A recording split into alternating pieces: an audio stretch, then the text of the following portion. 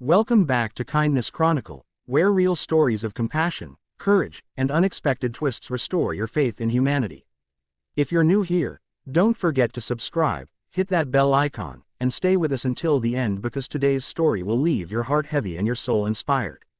No one in the small, dusty town of Willow Creek expected to see Private First Class Nathan Keller walking up the gravel path to his childhood home that Tuesday afternoon. His boots crunched on the driveway, a light duffel slung over his shoulder, and the sun casting long shadows behind him. After 14 months deployed overseas, Nathan had planned this return as a surprise. He missed his mother's homemade peach pie, the familiar creak of the front porch steps, and more than anything, he missed his little sister, Lily. The military had given Nathan an early compassionate discharge, citing medical reasons. He had sustained an injury, but nothing life-threatening. Instead of informing his family, he decided to come home unannounced. He imagined his sister running down the steps to hug him like she used to, their mother wiping tears from her cheeks. What he didn't imagine was the silence that greeted him. As he stepped onto the porch, something felt off. The house, once full of warmth and noise, was eerily quiet. The door creaked open. It was unlocked. Strange, his mother was known for triple locking everything, even the cookie jar. Nathan stepped inside, taking in the sight of familiar furniture coated in a thin layer of dust. He called out, "Mom! Lily!" No response. He walked down the hallway towards Lily's room and noticed something peculiar. A picture frame was shattered on the floor, its photo of Lily and their mother face down, the glass cracked. His stomach tightened. He turned the corner and froze. There was Lily, curled up on her bed, facing the wall. She didn't hear him come in. He stepped closer and softly said, "Lily." She turned, startled, and gasped when she saw him. Her eyes flooded with tears, but not the joyful kind he expected. Nathan dropped his bag and rushed to her. That's when he saw it. The purplish-yellow bruise blooming across her cheekbone, the small cut near her lip, and the way she flinched when he reached for her. "Lily," he whispered, his voice trembling, "what happened?" But she said nothing. She just threw her arms around him and sobbed into his chest. Nathan held her close, his heart pounding. Who could have done this? Why hadn't she said anything? Later that night, over a cup of tea, Lily finally opened up. Their mother had passed away 3 months ago after a short battle with pneumonia.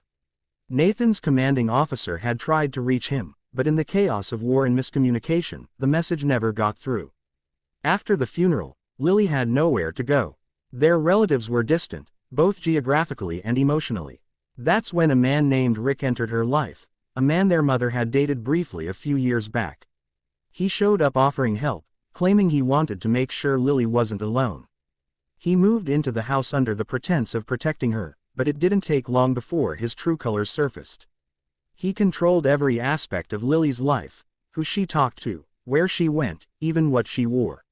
Then came the insults, the threats, and eventually, the bruises. Lily was only 17, still in school, still trying to figure out life without their mom. And now she was trapped in her own home, living in fear. Nathan's jaw clenched as she spoke. A cold, steady rage settled into his chest. He was trained for combat, but nothing could have prepared him for this. His little sister, hurt and terrified, while he was thousands of miles away. That night, Nathan didn't sleep. Instead, he stayed up, sitting at the kitchen table with the same determination he used to scope out enemy terrain. He made calls to an old army buddy who was now a lawyer, to a social worker who helped with veteran families, to the local police department. But the system moved slow. They needed evidence. They needed a statement. They needed Lily to be ready. The next day, Rick came home. Nathan had stepped out, pretending to go to the store. Rick walked in like he owned the place, throwing his keys on the counter. When he saw Lily in the kitchen, his voice turned cold. "You didn't clean the living room," he snapped. Lily shrank back. I was about to." He raised his hand, and that's when Nathan appeared behind him, calm and quiet like a shadow. He grabbed Rick's wrist midair. Rick turned in surprise. "Who the hell are?" Nathan's grip tightened. "I'm her brother," he said, his voice like steel. "And you just made the biggest mistake of your life." What happened next wasn't a brawl, wasn't an explosion of fists. Nathan didn't need to resort to violence. Instead, he looked Rick dead in the eye and said, "The police are on their way." You're done. Rick tried to act tough, but when the sirens blared outside minutes later, his confidence cracked. Nathan had recorded Lily's story, taken pictures of her injuries, even found hospital records she had hidden, afraid no one would believe her. Everything was handed over to the authorities. Rick was arrested on charges of assault, unlawful custody, and endangering a minor. But the story doesn't end there. Nathan stayed. He could have gone back to finish his service or applied for a desk job in the city. Instead, he became Lily's legal guardian. He turned the house into a sanctuary again, painting the walls, replacing broken furniture, and most importantly, making Lily feel safe. He helped her study for her college entrance exams, drove her to therapy, and sat with her on the nights when nightmares came crawling. Slowly, the color returned to her face. The bruises faded, and so did the fear in her eyes. Word of what happened began to spread through town. At first, people whispered, some embarrassed they hadn't noticed, others ashamed they hadn't helped. But then came the wave of kindness. The local diner offered Lily a weekend job. A retired teacher volunteered to tutor her in math. A neighbor gifted a piano she no longer used because she remembered Lily once loved to play. The community, once distant, began to rally around them. Nathan didn't see himself as a hero. He often said, "I just did what any brother would do." But Lily knew better. He had saved her life, not just by showing up, but by staying. One evening, about a year later, Lily stood on stage at her high school graduation.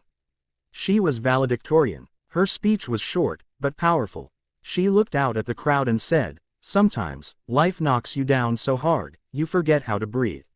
But then someone reaches into the darkness, not to pull you out, but to remind you that you have the strength to climb."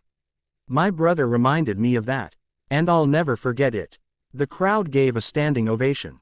Nathan sat in the front row, tears in his eyes, pride swelling in his chest. In that moment, he wasn't just a soldier.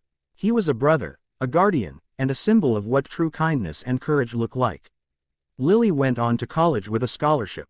Nathan started working with a local veteran support organization, helping other soldiers transition back into civilian life.